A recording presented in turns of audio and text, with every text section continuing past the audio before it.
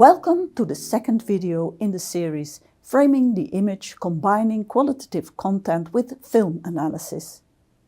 The previous episode explained why for the analysis of filmic material the combination of film analysis and qualitative content analysis proves relevant. In this video I want to discuss how you can collect your material and make selections in a way that allows you to effectively apply these combined methods. Let us first look at data collection. One of the essential phases of doing research is collecting and storing your data. Several issues are at stake when working with television series: the availability of the data, the accessibility of the data, and the management of the data. For the success of your project, it's essential to make sure the material you want to use is available.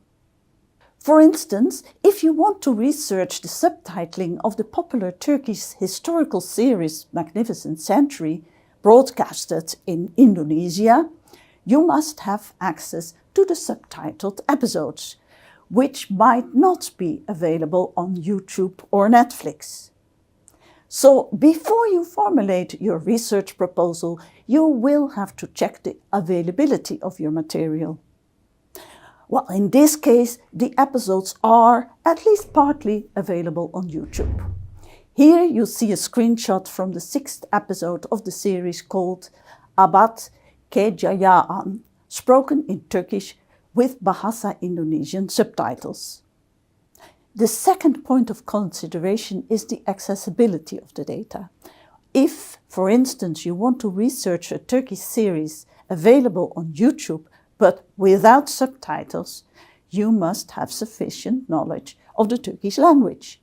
So before you start, you will have to evaluate your skills. Finally, when you have found the Indonesian subtitled episodes of Magnificent Century and are able to read Indonesian, you have to think about the sustainability of your material. For how long will the data be available? If your material is only available on YouTube or a streaming platform, it might very well be that it will be gone the other day. In this case, you might consider creating an archive. Open broadcasting software can be a solution to save your material. The software makes print screen copies of what you're watching. Ideally, this kind of archive should be open access to other researchers and stored at university servers.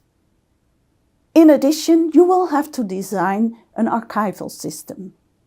For more information, you might consult the Organization for Fair Data Management's website. FAIR is an abbreviation of findability, accessibility, interoperability, and reuse of digital assets. You will find a link to their website in the accompanying literature list. Data management becomes essential when you deal with large amounts of material. Research on television series is often by its nature concerned with large amounts of data. For instance, the 4 seasons of Magnificent Century contain 139 episodes of approximately 2.5 hours, which makes around 180 hours of material. That is already an enormous amount of material. But what if you want to research more series? This was exactly my intention in an ongoing project on the depiction of religion in Turkish television drama. I started the project in 2014 with an analysis of the depiction of religion in the television series of the Turkish television channel Samanyolu, a media concern related to the Gülen movement. Later, I broadened it to other channels. For an individual researcher, it will be impossible to manage this amount of data. Unless you conduct research with a group, you must make a well-motivated selection.